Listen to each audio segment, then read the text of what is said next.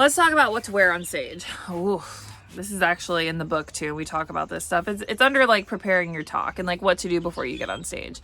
And before we talk about what you wear, I mean, there's 3 fears that Grant lays out. The fear of the unknown, because when we step on stage, we really don't know how it's going to go. We don't know. Our job is to deliver and be excellent, right? And we have a fear of embarrassment. Like, what if we say something stupid, or what if people laugh when you're not telling a joke and things like that? There is always that, right? And then the fear of worst case scenario. What if they hate me, right? Like, there's always that. There's always those moments. And I feel like that's even subconsciously something that we're going to think about. So it shouldn't stop you from speaking, though. I want to be very clear. Don't let the fear stop you from speaking, because we've talked about this before. Like, not everybody in the audience will resonate with your message, but there is somebody who needs the message. If you're in front of your ideal audience, these fears still exist for sure, but they're minimalized at this point, because you're in front of people who you are most powerfully positioned to serve, as Roy Vaden says, right? So that authenticity will connect. And I know that we all have a not a fear, but we all are worried about, testimonials and or reviews, or, ratings and things like that. But because we've talked about this before, the negative ones always cut through the noise. But negativity and bad reviews, when we put ourselves in positions like speaking, where we put ourselves in front of the public, we automatically are putting ourselves in those positions to be ridiculed, or, torn down, or judged, or all the things. We know that going into it, right? Like, we know that going into it. Nobody likes it. And it does affect us, right? Because we're human beings. But I challenge you to always remember that those are just things that are trying to stop you from serving the audience that is meant to be served by your message. So it takes practice. And I am not immune to this, right? I am not immune to this. Nobody is, because nobody likes to be told anything negative, or heard that something they love to do, someone didn't appreciate it, like it, or, connect with it. But we're not immune to it. But we have to learn to push that aside, so we can get on stage and serve the people that need to hear the message, right? So again, that's just my soapbox at the moment. So what to wear on stage? I'm actually in the process of finding outfits to wear at these 2 events that I have coming up in the summer. And we talked about, there's a couple of things that Grant talks about in the book too that I want to kind of touch on. A couple of maybe not so obvious, but obvious things maybe is for women, I know it's no short skirts, no, remember, you are elevated above an audience, right? So the angles are not in your favor with certain dresses and things like that. For men, I mean, Grant talks about making sure all things are buttoned and zipped, and shirts are tucked in, or whatever the vibe is that you go for. Just make sure you do in the green room, there's a nice little body scan, oh, everything's good, everything's fine. But inevitably things will happen. And for women too, I like to push on the really high heel thing. I just like to say, first of all, just make sure that whatever dress rehearsal you go to, I would also do that. Make sure you go to sound check and dress rehearsal, either in your outfit, if it's like the hour before, and the shoes that you're going to wear. But if it's the morning before and you speak at night, take a mental note of all of those things. Now, in my pre-event meetings, these are kind of things I ask. I'm like, is this a stage? Is this just a platform? Is this in a gymnasium?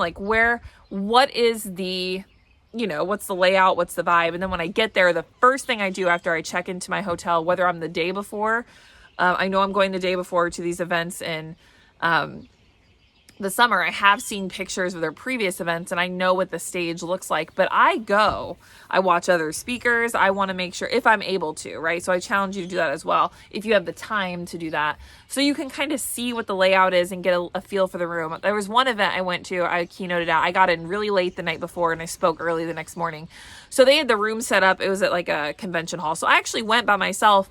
And I, asked the front desk clerk, I'm like, where is this, held at tomorrow? And she pointed me, and I just went and looked at the room by myself. I want to make sure that I have eyes on where I'm speaking, because that really does tell you what you need to know about how you present yourself on stage also. So here's another thing about what to wear, is it should feel authentic to you, right? Don't compare yourself to other speakers. Other speakers wear three-piece suits on stage. Some people wear graphic t-shirts and jeans, and some people wear really cute dresses with blazers. Some people do this. You know what I'm going to do? I'm going to do what I feel confident in, because this is going to resonate with your audience too. This is going to show your authenticity, your personality, and also professional, right? There's a nice balance there. But like people like Gary Vaynerchuk, he speaks in graphic t-shirts, jeans, and tennis shoes. That's his brand. It's his vibe. It's what he feels the most confident in. If I ever saw Gary Vaynerchuk in a three-piece suit, I'd be like, what is this? Like, this is strange to me. This doesn't feel, but that's what I mean. So how people see you on stage, when they look at you, are they going to be like, oh yeah, like, are they going to have that connection because they know this is you? Or are they going to be like, what is this? This is strange. So my very first speaking gig ever, I showed up in a three-piece suit, not a three-piece suit, I say that, but I was in like professional wear. I wore heels. I don't even own a pair of heels now. Do you know what and like, it felt really inauthentic. I was trying to give this persona that I was this professional speaker, but it reeked of unprofessionalism because it was inauthentic, right? So then I finally started thinking, I'm like, what do I want to speak in that not only resonates with me, it's going to resonate with my audience, but it makes me feel confident on stage? So y'all know, I mean, if you've been here for a minute, I wear my Vans. I have this really amazing shiny pair of brand new Vans. It's my vibe. I'm very much like 80s vibes. That's my branding. I do a lot of bright colors. I wear really bright pleated skirts on stage that are fun, or graphic design tees, or really cute blazers. Sometimes I do all black. I always got like some sort of studded belt on, but these are my vibe, right? But I always, when I buy a stage outfit or a stage uniform is what I call them, because these aren't like, I love these things, but I buy them specifically to wear on stage. But I always ask myself, like, where does the mic pack go? Right? This is why sound check is so important. I wore a full length jumper for one gig, and I was like, there's no pocket, there's no nothing, there's nowhere to put the mic pack other than maybe back here, but then I can't reach it to turn it on and off and things like that. So I was like, we gotta have a belt. So I had to make sure I had a belt. So things like that you don't necessarily think of in the moment. It's like, do I have a place for the mic pack? Is this gonna give me flexibility to move around on stage, right? You don't wanna put yourself in something where you can't move around. And yeah, so that was a long-winded Sunday short. But so when you think about being on stage, one of my favorite things is to find a new stage outfit. I don't get a new one every stage I go to, but like if it's like a big stage or like a prestigious one, I'm like, all right, let's dive into the confidence. And then I like get a new stage uniform, right? So my question to you is, what's the authentic thing you wear? What's your signature thing? I have a speaker friend, Kate Garnes. She's amazing, former student here at the Speaker Lab too.